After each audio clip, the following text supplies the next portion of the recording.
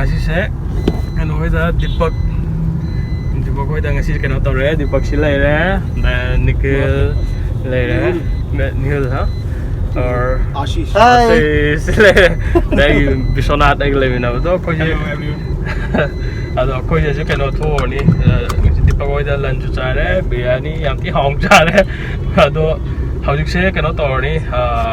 कोई थोरनी मफमदुदी होरेन अदुम काय चकन हाबदुदी हजु हायरोगे अदुम होरेन अदुम उलागे दो यमिनरसी मखा ताबदो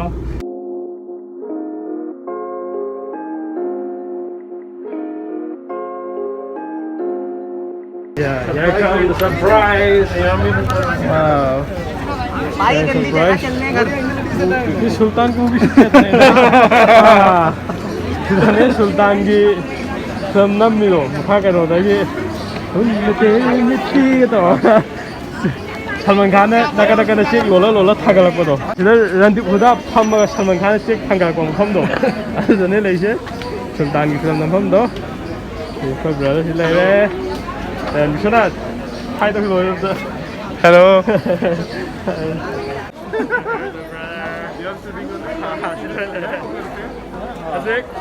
कोई लाइक का रोड है बस सुल्तान नम की बतो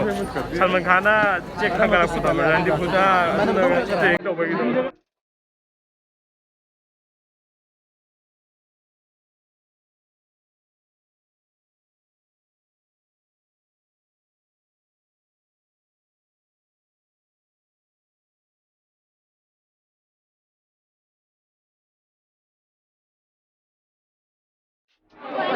मखासे चंगे दी खन बनेबा अदो मखा संग बजे यादरेबा सिदी ममांग दे थिंजिले लेरमेबा अदुना संग बदुदी यादरे अदो सिलोयगा अतो पोंचलनी चलो हाय बोलो उसको हाय हेलो एवरीवन दीपक बे हेलो चलो अभी कहाँ जाएगा फिर अब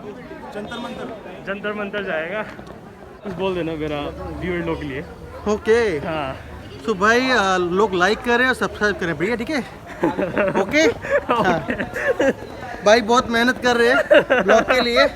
तो प्लीज़ लाइक ज़रूर करें हाँ हेलो मैं तुम क्या तुम यहाँ लग गया तो तुम लाइक सब्सक्राइब तक काउंट करो अरे कहते काउंट तो काउंट भाई उनको हमारी लैंग्वेज नहीं आता ना हाँ दीपक ले रहे आशीष ले रहे और वीडियो को लाइक जरूर करना यार हाँ don't forget it please like and subscribe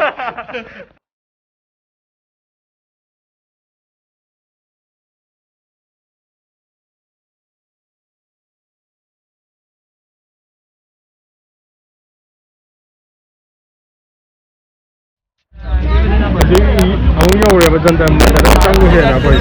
ado changani ado payment just ticket smile to sila scan to kan do ko online kak tu le ba ado queue do ye ta na ba ajilai sina janta mantar da ne ba to ngai koi ai hai ba du pa mo de lunch to kan tour si so pat ka thor ko ne ba da ai ka do ngai si chandi su oi da ko chandi na ko thor ki to ko thor ko ne do ajilai sina janta mantar da lai re ba Hello, wala gaya dum.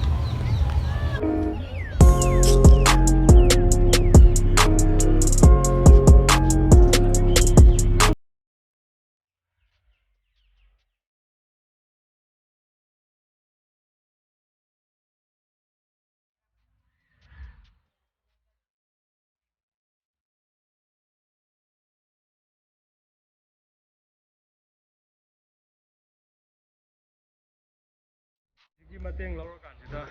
pagi local time se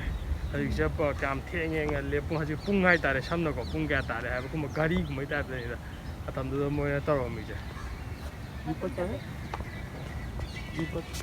band kar diya kara bishana ka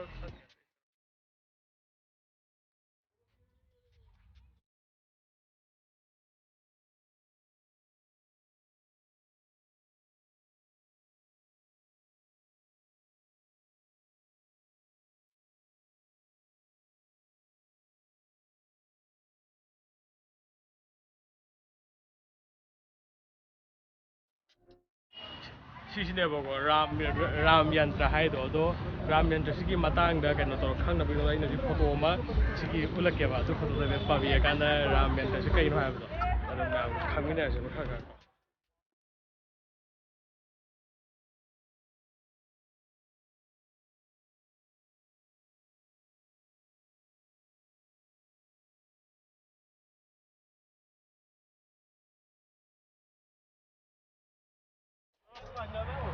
ngasi hajik ke lo kano gi lo jan ta man ta dang thole ba ko je kano to homa am tom nong chau che na do ngasi di sunday ye ma no free wo bi ne ko kha sat lo se na do thola ne do na video se lo ko wi ne si ka ta ba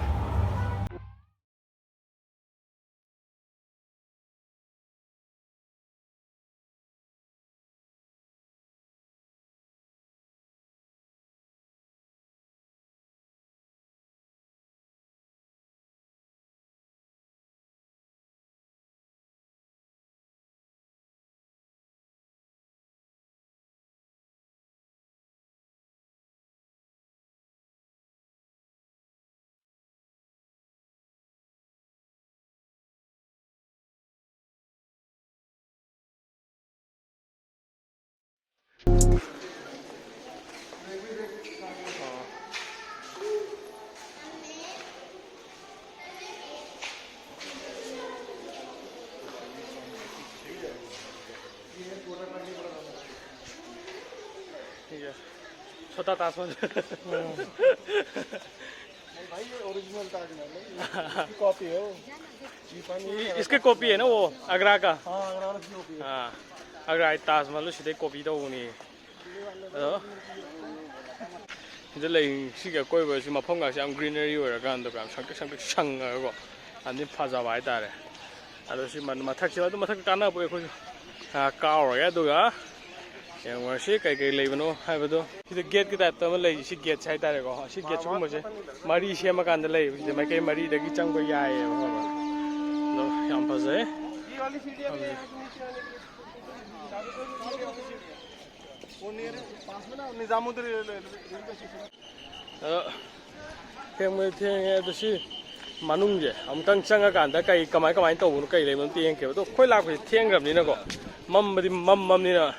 मनों से गालम गने भी थाजा दरे बा ओ mummy केम उदरे class थाला सा तौ गा गाय से मनों तो मनों मनम नि kan tau e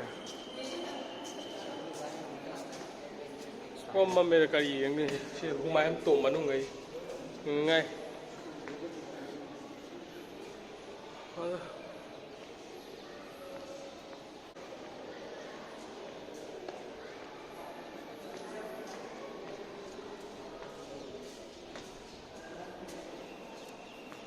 sini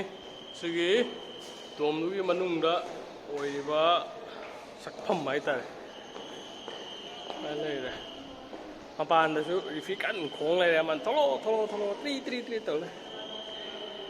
sini se to manung oi ja to khoi la ba theng ni na mam me ba do na yam phajana u budi phang dre थकान मिटी यहाँ पे और जगह थोड़े थकान से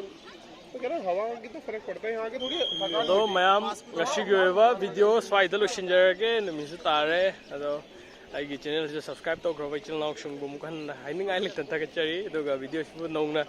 yengbi ba channel naw pun mang na su channel su subscribe to bi ba amadi mathang gi video thagalak pada khang na bi damakta bell icon number ka bi gano tang sida lo sinjar ge ngasi gi video yai fare punamak yai faminarasi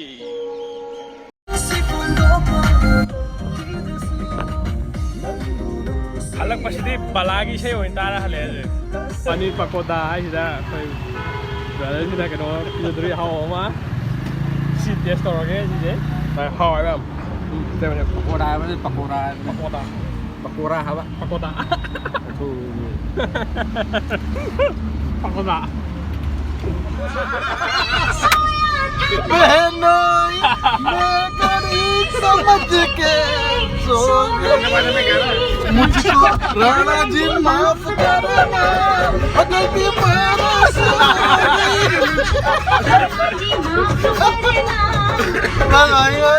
अभी एक गाना मैं बजाऊंगा इसकी पसंद का मेरे पिछवाड़ा में लाएगा